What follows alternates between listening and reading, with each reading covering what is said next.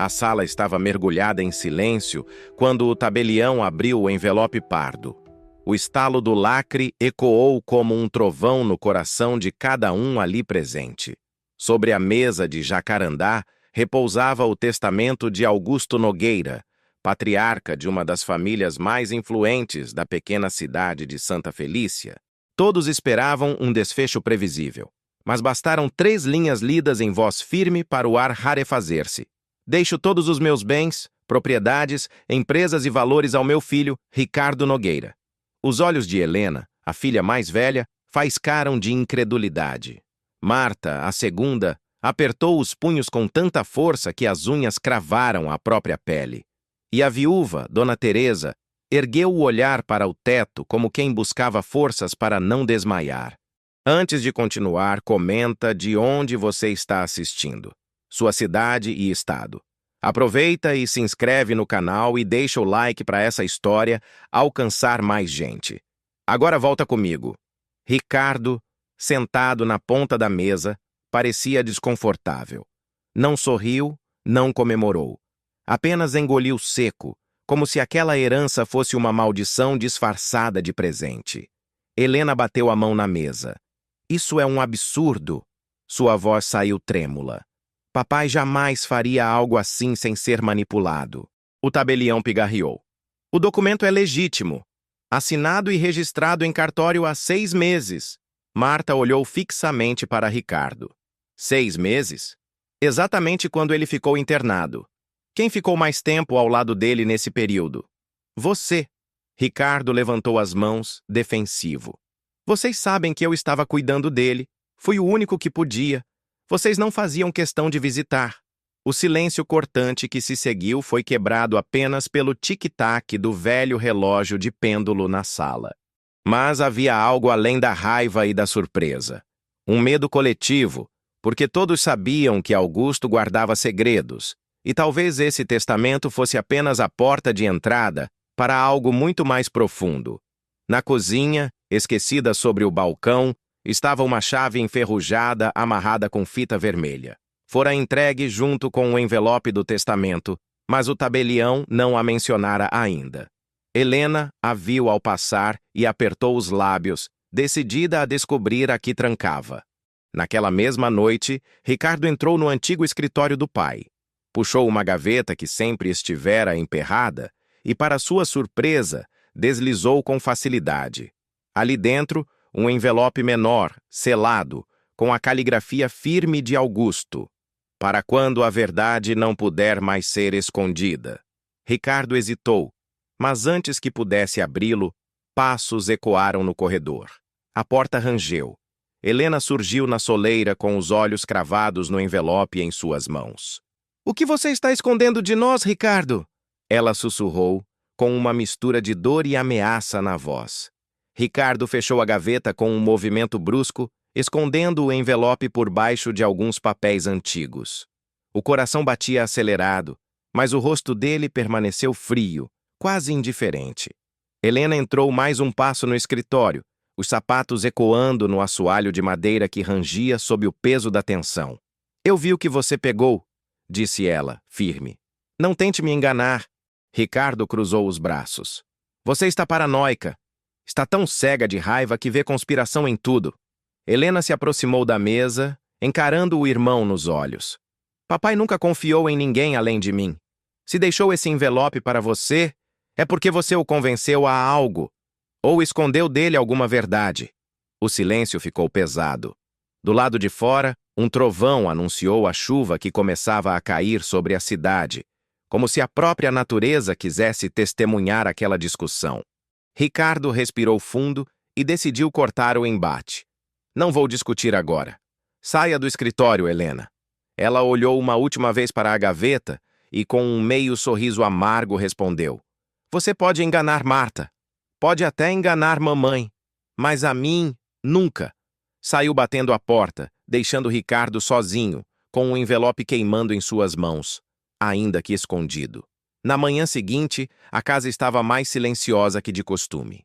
Dona Teresa preparava café na cozinha quando encontrou a chave com fita vermelha. Ficou alguns segundos encarando o objeto, como se aquele pedaço de ferro pudesse morder. Marta entrou logo depois. Mãe, o que é isso? Teresa escondeu a chave na mão fechada. Nada que você precise saber. Mas Marta não se contentou. Não me venha com segredos, mãe. Esse testamento já foi um golpe suficiente.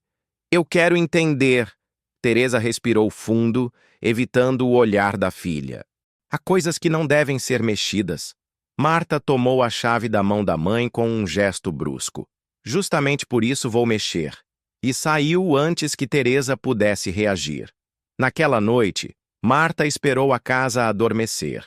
Pegou a chave e percorreu o corredor até o porão da antiga casa, onde uma porta de ferro permanecia trancada há décadas. A fechadura enferrujada parecia clamar pela chave que ela agora tinha. Com um estalo seco, o cadeado cedeu. Um cheiro de mofo e papéis envelhecidos invadiu suas narinas. No interior do porão, estantes antigas guardavam caixas cobertas de pó. Sobre uma mesa, uma pilha de pastas amarradas com barbante. Marta acendeu a lanterna do celular e começou a vasculhar. Em uma das caixas, encontrou um álbum de fotografias. As imagens em preto e branco mostravam Augusto ainda jovem, ao lado de uma mulher que Marta não reconhecia. Em muitas fotos, havia também uma criança pequena, de olhos grandes e sorriso tímido. Quem é você? Murmurou Marta, passando os dedos sobre o rosto da criança. Mas o que mais a intrigou foi uma carta, dobrada entre as páginas do álbum. A caligrafia era do próprio Augusto. Se um dia alguém descobrir, que saiba, não abandonei. Fui obrigado a escolher. Antes que pudesse ler até o fim, passos ecoaram no corredor. Marta apagou a lanterna rapidamente e se encolheu no escuro. A porta do porão rangeu. Ricardo entrou com uma lanterna em mãos. Marta, eu sabia que você não resistiria. A voz dele ecoou como ameaça. Ela apertou o álbum contra o peito, o coração acelerado. Você sabia disso? Você sabia que existia outra família? Ricardo iluminou o próprio rosto, revelando um olhar sombrio. Eu sei mais do que você imagina. E, acredite, não vai gostar de ouvir. A respiração de Marta ficou curta, quase ofegante. A lanterna de Ricardo lançava sombras longas nas paredes do porão, como braços tentando agarrá-la. Ela não sabia se corria ou enfrentava o irmão. Outra família, Ricardo? A voz dela tremeu, mas não perdeu firmeza. O que papai escondeu de nós? Ricardo deu alguns passos lentos até ela. Você não entende. E não deveria entender. Esse segredo não é para você carregar. Marta ergueu o álbum como se fosse um escudo. Então, por que você sabe? Um silêncio pesado se instalou. Ricardo desviou o olhar, apoiando-se numa estante enferrujada. Porque eu era o único que papai confiava. Ele me contou tudo. Marta estreitou os olhos. Tudo o quê? Ricardo respirou fundo, como quem se prepara para mergulhar em águas turvas. Papai teve um filho antes de se casar com mamãe. Um filho que ninguém daqui conhece. O impacto daquelas palavras foi como um soco no estômago de Marta. O álbum escorregou de suas mãos e caiu no chão, levantando uma nuvem de poeira. Você está dizendo que temos um irmão escondido? Ela murmurou, incrédula. Ricardo assentiu lentamente. Não apenas isso. Esse irmão está vivo. Na sala de cima, Helena não conseguia dormir. A discussão no escritório ainda fervia em sua cabeça. Decidiu ir até a cozinha beber água, quando ouviu os rangidos vindos do porão. Seguiu o som, curiosa. Ao abrir a porta, viu Marta e Ricardo diante de caixas espalhadas. No chão, o álbum aberto exibia a foto da mulher desconhecida e da criança sorridente. O que é isso? Helena avançou pegando a foto antes que os dois reagissem. Marta tentou impedir, mas Helena já segurava a imagem nas mãos. Quem é essa mulher? E essa criança? Ricardo fechou os olhos por um instante como se aceitasse que não havia mais como esconder. Nosso irmão! Helena soltou uma risada descrente. Você enlouqueceu! Mas ao olhar de novo para a foto, algo lhe chamou a atenção. A criança tinha o mesmo sinal de nascença no pescoço que Ricardo possuía. Helena deixou a foto escapar de seus dedos. Meu Deus! No dia seguinte, a tensão na casa atingiu um ponto insuportável. Dona Teresa notou o comportamento estranho dos filhos, as conversas cortadas, os olhares cúmplices e desconfiados. "O que vocês estão tramando?" perguntou ela durante o café da manhã. "Estão escondendo alguma coisa de mim?" Ninguém respondeu. Marta encarou o prato, Helena cruzou os braços, Ricardo apenas tomou um gole de café. Teresa ergueu a voz. "Se tem algo que preciso saber, falem agora. Eu fui esposa desse homem por 40 anos. Não me deixem às cegas." Ricardo largou a xícara com força sobre a mesa. "O que a senhora sabe sobre o passado de papai, mãe? Antes do casamento de vocês?" A expressão de Teresa empalideceu. Por alguns segundos ela ficou imóvel, com os olhos marejados. Então, levantou-se sem dizer nada e se trancou no quarto. Helena a seguiu, batendo a porta. "Mãe, abre! Precisamos conversar." De dentro, a voz embargada de Teresa respondeu. "Certas verdades destroem mais do que libertam, Helena. Deixem o passado onde está." A frase caiu como um aviso, mas para os filhos soou como confirmação. Havia, sim, um segredo escondido. Naquela mesma tarde, Marta voltou ao porão sozinha. Revirou mais caixas e encontrou uma pasta com documentos amarelados. Entre eles, uma certidão de nascimento, o nome da mãe, Ana Luísa Freitas, o nome do pai, Augusto Nogueira, e o nome da criança, Gabriel Freitas Nogueira. As mãos de Marta tremiam. Gabriel. Um nome até então inexistente na história oficial da família. De repente, um barulho de passos ecoou novamente. Ela se virou e viu Helena parada na escada, os olhos arregalados fixos no papel. "Então é verdade", Helena murmurou. "Temos um irmão." Antes que Marta pudesse responder, um terceiro vulto surgiu atrás delas. Ricardo, com o envelope que escondia no escritório, agora aberto em suas mãos. "E vocês ainda não sabem a parte mais difícil." Ele ergueu a carta de Augusto e leu em voz alta. "Se Gabriel algum dia bater à porta, acolham-no, pois a verdadeira herança não está no dinheiro, mas no que ele carrega em si." As irmãs se entreolharam confusas. Marta engoliu seco. "O que ele carrega em si?" Ricardo fechou os olhos, como se as próximas palavras fossem capazes de virar a vida de todos do avesso. "Ele carrega a razão pela qual papai teve de escolher entre nós, e que pode destruir essa família inteira." O silêncio que seguiu aquela frase foi tão denso que parecia palpável. O barulho da chuva contra os vidros da casa antiga soava como uma trilha sombria para a revelação que se aproximava. Helena encarava Ricardo com os olhos estreitos, como se quisesse arrancar a verdade dele à força. "Fala logo, Ricardo", exigiu. "Do que você está falando?" Ele respirou fundo, passando a mão pelos cabelos molhados de suor. "Papai nunca contou a vocês porque tinha medo. Medo de perder tudo o que construiu, medo de destruir a imagem que mantinha diante dessa cidade." Marta deu um passo à frente, o rosto pálido. "E o que Gabriel tem a ver com isso?" Ricardo baixou os olhos para a carta. "Gabriel não foi apenas fruto de uma paixão antiga. Ele foi o primogênito legítimo." As palavras ecoaram no porão como se fossem tiros. Helena levou a mão à boca, atônita. "Primogênito legítimo? Quer dizer que ele nasceu antes do casamento com uma mãe?" "Não só isso", continuou Ricardo com a voz embargada. "Papai já era casado com Ana Luísa. E só depois, quando ela desapareceu misteriosamente, é que ele se casou com mamãe." Marta arregalou os olhos. "Você está dizendo que papai era bígamo? Que ele abandonou a primeira esposa?" Ricardo assentiu devagar. "Não foi um abandono simples. Ele sempre acreditou que Ana Luísa não tinha morrido. Um trovão estourou lá fora, como se reforçasse a gravidade da confissão. Naquela noite, Helena não conseguia pregar os olhos. Caminhou pela casa às escuras até encontrar o quarto de Teresa entreaberto. A mãe estava sentada na beira da cama, com uma caixa de madeira sobre as pernas. Dentro dela, fotos antigas e uma fita de cetim azul já desbotada. "Mãe", Helena sussurrou, entrando. O que está escondendo de nós? Teresa fechou a caixa rapidamente, mas não conseguiu esconder as lágrimas. Eu sempre soube que esse dia chegaria, mas rezava para que não acontecesse enquanto eu ainda estivesse viva. Helena se sentou ao lado dela. Quem é Gabriel?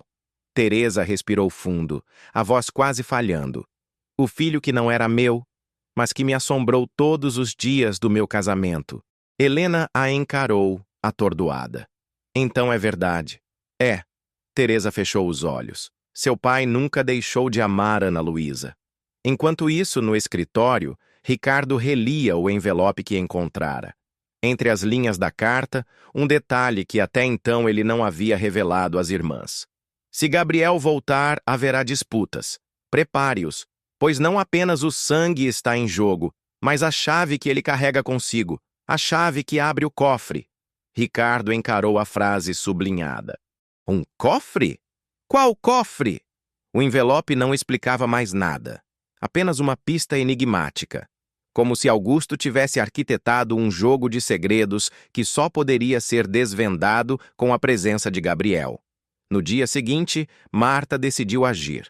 Pegou o carro e dirigiu até o cartório central de Santa Felícia.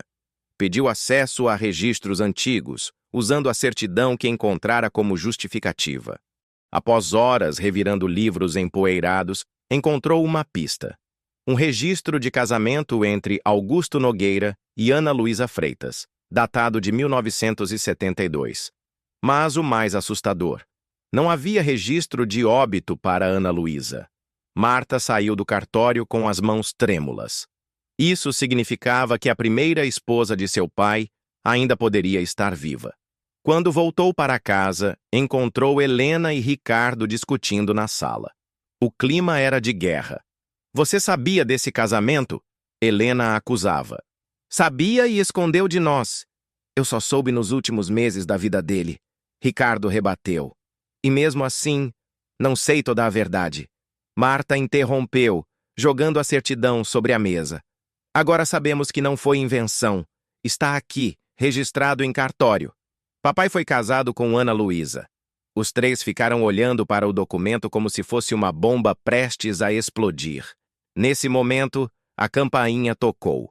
O som ecoou pela casa silenciosa, fazendo todos se entreolharem. Helena foi até a porta e a abriu. Do lado de fora, um homem de pouco mais de 40 anos, cabelos escuros, olhar profundo e cansado, segurava uma pasta de couro surrada. Boa noite, disse ele com a voz firme. Meu nome é Gabriel Nogueira. Acho que vocês estavam me esperando. A sala mergulhou num silêncio sepulcral. O som da chuva cessara há pouco, mas o ar ainda estava pesado, úmido, como se o mundo lá fora tivesse parado para observar aquele instante. Helena manteve a mão na maçaneta paralisada, encarando o estranho que se apresentou como Gabriel Nogueira. Isso só pode ser uma piada, disse Marta, rompendo o silêncio. Quem é você, de verdade? Gabriel deu um meio sorriso cansado. Eu poderia mostrar documentos, mas sei que vocês não vão acreditar tão fácil. Prefiro contar minha história. Ele entrou sem esperar convite. Depositou a pasta de couro sobre a mesa de centro e se acomodou no sofá com a naturalidade de quem conhecia aquele espaço, ou de quem acreditava ter direito a ele. Ricardo não tirava os olhos dele. Papai sabia que você viria. Gabriel virou-se surpreso. Ele deixou algo escrito? Ricardo assentiu, mas não revelou a carta. Helena, ainda desconfiada, cruzou os braços. Se é verdade o que diz, onde esteve todo esse tempo? Gabriel abriu a pasta. Retirou de dentro algumas fotografias amareladas. Ele, criança, ao lado de uma mulher sorridente, a mesma das fotos que Marta encontrara no porão. Esta é minha mãe, Ana Luísa. Até os meus 12 anos morei com ela em uma pequena cidade no interior de Minas. Mas um dia, ela desapareceu. Sumiu sem deixar rastros. Eu fiquei sob os cuidados de parentes distantes e cresci sem saber ao certo quem era meu pai. Só muito mais tarde descobri que se tratava de Augusto Nogueira. Marta se inclinou para a frente, tomada pela curiosidade. Descobriu como? Minha mãe deixou cartas escondidas. Em uma delas, dizia claramente o nome dele. Gabriel respirou fundo. Desde então tentei encontrá-lo. E agora, chego tarde demais. Dona Teresa desceu as escadas devagar, segurando o corrimão com força. O rosto estava pálido, mas os olhos faiscavam de raiva contida. Você não tem direito de estar nesta casa, disse, a voz firme apesar do tremor. Gabriel se levantou. Dona Teresa, eu não vim aqui para brigar. Vim entender quem sou. Você é o resultado da fraqueza de Augusto! Ela gritou, as lágrimas finalmente rompendo. Uma sombra que ele nunca conseguiu apagar. A intensidade da cena deixou todos imóveis. Gabriel, porém, não reagiu com violência. Apenas abaixou a cabeça como quem carregava um fardo pesado demais para responder. Mais tarde, já de madrugada, Helena encontrou Gabriel sozinho no jardim, sentado no banco de pedra onde Augusto costumava fumar em silêncio. Por que agora? Perguntou ela direta. Por que aparecer só depois da morte dele? Gabriel olhou para o céu nublado. Porque foi agora que encontrei coragem. E também porque recebi uma mensagem anônima dizendo que eu deveria vir. Helena franziu o senho. Mensagem? De quem? Não sei, respondeu ele. Apenas dizia, seu pai se foi. Procure o que lhe pertence. A verdade está guardada naquela casa. Helena sentiu um arrepio percorrer-lhe a espinha. A carta, o testamento, a chave, o porão, tudo parecia fazer parte de um quebra-cabeça. Na manhã seguinte, Gabriel pediu para ver o escritório de Augusto. Ricardo relutou, mas acabou cedendo. Assim que entrou, Gabriel se deteve diante do relógio de pêndulo. Passou os dedos sobre a madeira escura e, com um gesto preciso, puxou uma pequena alavanca escondida na lateral. Um clique soou. Uma das prateleiras da estante deslizou lentamente para o lado, revelando um compartimento secreto. Dentro, um cofre de ferro antigo. Marta levou a mão à boca. Meu Deus, sempre esteve aqui. Helena voltou-se para Ricardo, incrédula. Era sobre isso que papai falava na carta, não era? O cofre! Ricardo engoliu seco. Sim, mas ele não deixou a combinação. Gabriel aproximou-se do cofre e retirou do bolso uma chave pequena, de formato peculiar. Talvez não precisemos da combinação. Ao inseri-la na fechadura, ouviram o clique metálico. O cofre se abriu lentamente, revelando dentro um pacote de envelopes amarelados, um maço de documentos e um objeto peculiar, um relógio de bolso, antigo, com as iniciais AL gravadas na tampa. Gabriel pegou o relógio com cuidado, os olhos marejados. É da minha mãe, Ana Luísa. Helena, Marta e Ricardo se entreolharam. Se aquele relógio estava ali, significava que Augusto guardara consigo um pedaço dela durante todos aqueles anos. Marta abriu um dos envelopes e, em voz trêmula, começou a ler. Se alguém encontrar estas cartas, saberá que minha vida corre perigo. Eles não vão permitir que eu e Gabriel fiquemos juntos. Se desaparecer, não acreditem que fugi. Helena deixou o papel escorregar de suas mãos. Então, Ana Luísa não foi embora. Ela foi silenciada. Ricardo fechou o cofre com um baque, encarando os irmãos. E se ela ainda estiver viva? O silêncio caiu como uma lâmina afiada. A frase de Ricardo pairou sobre todos como um fantasma. E se ela ainda estiver viva? Ecoava dentro da cabeça de cada um, trazendo mais perguntas do que respostas. Marta foi a primeira a quebrar o silêncio. Se ela ainda estiver viva, alguém a escondeu. E não foi qualquer pessoa. Papai tinha inimigos, mas também tinha aliados dispostos a fazer qualquer coisa para proteger sua imagem. Helena se aproximou de Gabriel, ainda segurando o relógio de bolso. Esse objeto pode ser a chave. Se ele guardou o relógio da sua mãe, é porque tinha certeza de que ela não havia desaparecido por vontade própria. Gabriel apertou o relógio com força. Eu sempre senti isso, mas não tinha provas. Agora, tenho. Naquela mesma noite, os 4 se reuniram novamente no escritório. Abriram o restante dos envelopes que estavam dentro do cofre. Cada carta era um pedaço de um quebra-cabeça, Relatos de Ana Luísa sobre perseguições, encontros escondidos, avisos de que havia homens poderosos tentando calar Augusto por algo que ele sabia. Em uma das cartas, uma frase chamou a atenção de todos. Se me tirarem de você, siga a pista da fazenda abandonada no quilômetro 42 da Estrada Velha. Lá estará a verdade. Helena olhou para os irmãos assustada. A fazenda? Ricardo assentiu lentamente. A mesma que papai nunca deixou vender. Sempre dizia que não tinha valor, mas também nunca permitiu que ninguém a tocasse. Marta apertou os lábios. Então é para lá que vamos. Na manhã seguinte, pegaram o carro de Ricardo e seguiram pela Estrada Velha. A vegetação engolia parte do asfalto, quase intransitável.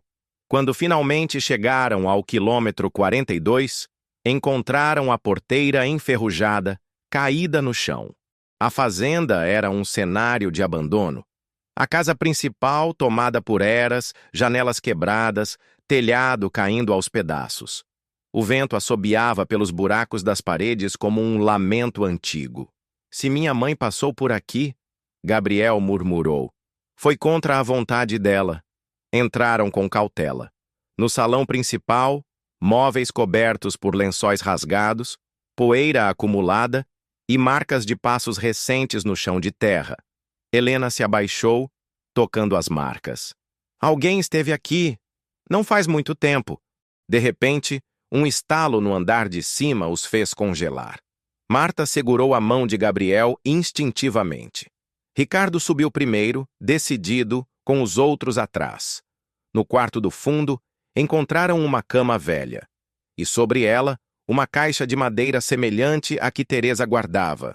Dentro, um diário de capa azul, gasto pelo tempo. Gabriel abriu a primeira página. A caligrafia era de sua mãe. Se este diário for encontrado, saibam que não fugi. Fui levada. Há pessoas que não querem que a verdade sobre os negócios de Augusto venha à tona. Se sobreviver, estarei escondida, esperando que Gabriel me encontre. Os quatro trocaram olhares tensos. Ricardo fechou o diário com força. Isso muda tudo. Não é apenas um segredo de família, é uma conspiração. De volta à casa da família, já de noite, Dona Teresa os esperava na sala, sentada ereta como uma sentinela. Vocês foram até a fazenda, não é? Disse, sem rodeios. Helena se aproximou, tentando se conter. Mãe, a senhora sabia que Ana Luísa não tinha desaparecido por escolha própria? Teresa respirou fundo, encarando cada um dos filhos, inclusive Gabriel. Eu sabia que ela não tinha fugido, mas não tinha provas. Augusto nunca me contou abertamente. Só dizia que se um dia a verdade viesse à tona, a família estaria em risco. Gabriel avançou um passo, a voz carregada de emoção. Em risco por quê? Quem queria calar minha mãe?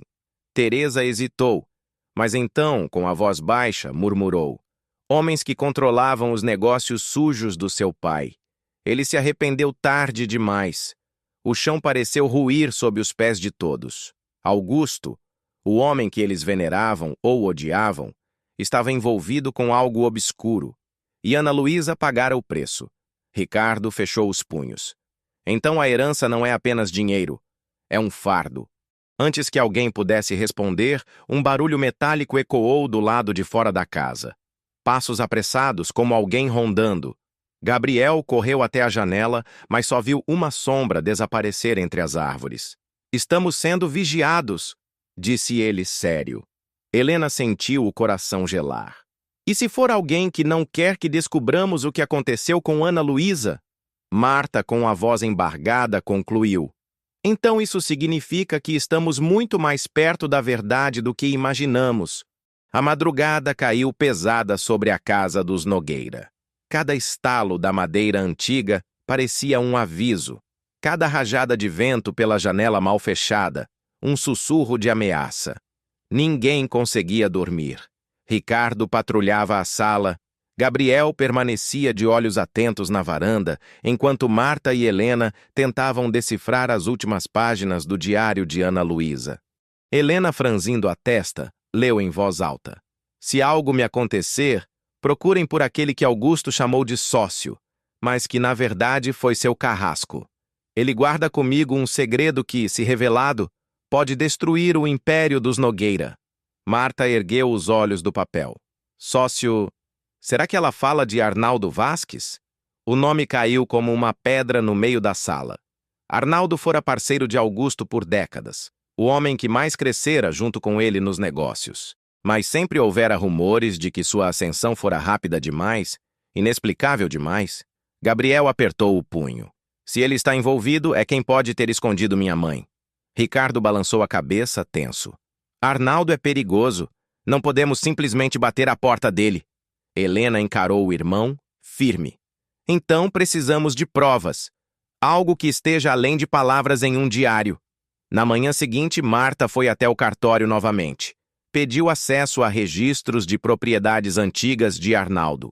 Descobriu que a tal fazenda do quilômetro 42 havia pertencido a ele antes de passar misteriosamente para o nome de Augusto, poucos meses após o desaparecimento de Ana Luísa. Quando voltou para casa, encontrou Gabriel e Helena discutindo no jardim. Você não entende, Helena, Gabriel dizia. Se minha mãe estiver viva, ela está presa por causa desses homens, e eu não vou descansar até encontrá-la. Helena tentou manter a calma. Eu entendo mais do que você imagina. Mas precisamos ser inteligentes. Se atacarmos de frente, podemos perder a única chance de chegar a ela. Marta interrompeu mostrando o documento. Olhem isso. A fazenda já foi do Arnaldo. Papai deve ter tomado posse para proteger algo. Ou alguém. Gabriel ficou pálido. Então ele pode ser o responsável direto pelo sumiço da minha mãe. Naquela noite, os 4 irmãos, agora unidos pela urgência do mistério, decidiram vigiar os arredores da casa. Por volta das 2 da manhã, um farol iluminou a estrada. Um carro preto estacionou a poucos metros do portão. Ricardo saiu discretamente, se escondendo atrás de uma árvore. Viu um homem descer do veículo, deixar um envelope no chão e ir embora sem olhar para trás. O carro sumiu na escuridão. Ele trouxe o envelope para dentro. Na frente, em letras maiúsculas, não provoquem o passado. Helena abriu com mãos trêmulas. Dentro, apenas uma fotografia em preto e branco. Ana Luísa, mais velha, com os olhos cansados, sentada em uma cadeira simples. A data, no verso, 1998. Marta levou a mão à boca. Isso é depois do desaparecimento. Muito depois. Gabriel quase deixou a foto escorregar de suas mãos. Isso prova que ela esteve viva. Ricardo, porém, apontou para o canto da foto, onde aparecia um detalhe. Uma janela com grades. Isso não foi uma vida. Foi um cativeiro. O choque foi interrompido por um ruído vindo do andar de cima. Todos subiram correndo. A porta do quarto de Teresa estava aberta. A mãe estava sentada na cama, pálida, respirando com dificuldade, a foto em suas mãos. Eu sabia, murmurou ela. Eu sabia que ele nunca a esqueceu. Helena correu até ela. Mãe, calma, por favor. Teresa apertou a mão da filha, lágrimas descendo pelo rosto. Há algo que nunca contei.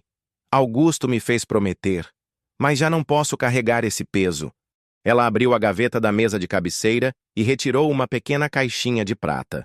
Dentro, uma chave idêntica à do cofre, mas menor, com as iniciais AL gravadas. Essa chave, Teresa disse com a voz fraca. Ele deixou comigo, caso alguém viesse buscar a verdade. Disse que um dia Gabriel bateria à porta. O silêncio caiu, denso. Gabriel pegou a chave, as mãos tremendo.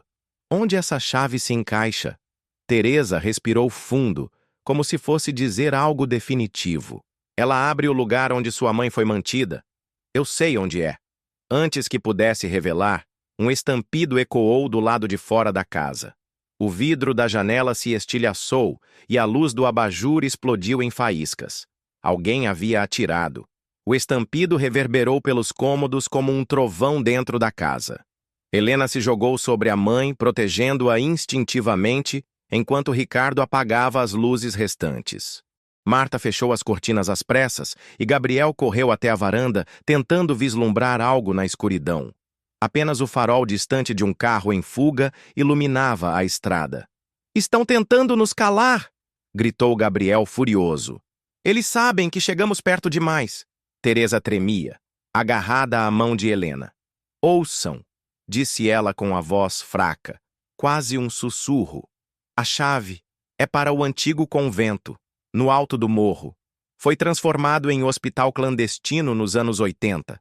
É lá que mantiveram Ana Luísa." "Mãe, calma!" Helena implorou. "A senhora precisa descansar."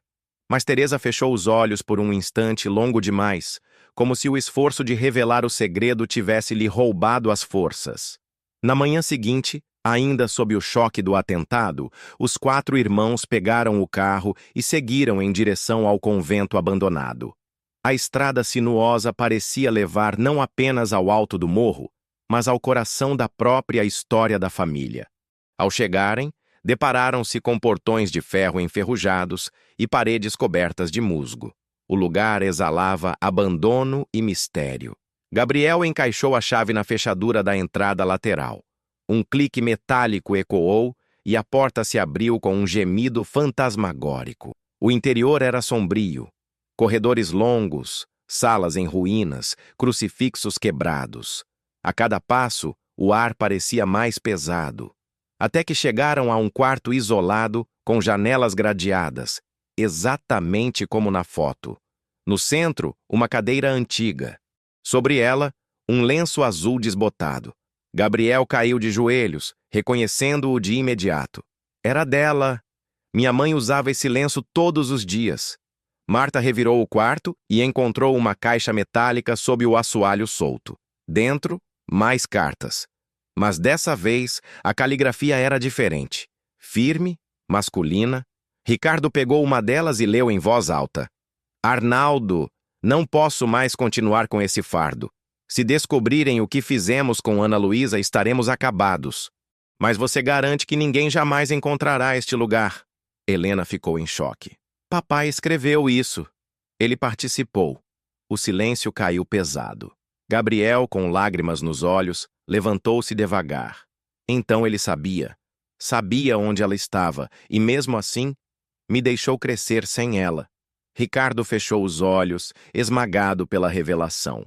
Talvez ele tenha tentado protegê-la, ou nos proteger, mas o fato é que calou a verdade. De volta à casa, no fim da tarde, o clima era de guerra fria. Cada um digeria o que haviam descoberto. Gabriel, porém, parecia ter tomado uma decisão. "Eu vou atrás de Arnaldo. Ele ainda está vivo, e ele vai me dizer onde minha mãe está, se ainda estiver entre nós." Marta tentou impedi-lo. "Gabriel, isso é perigoso demais. Ele já nos ameaçou. Perigoso é viver sem respostas." Ele respondeu firme.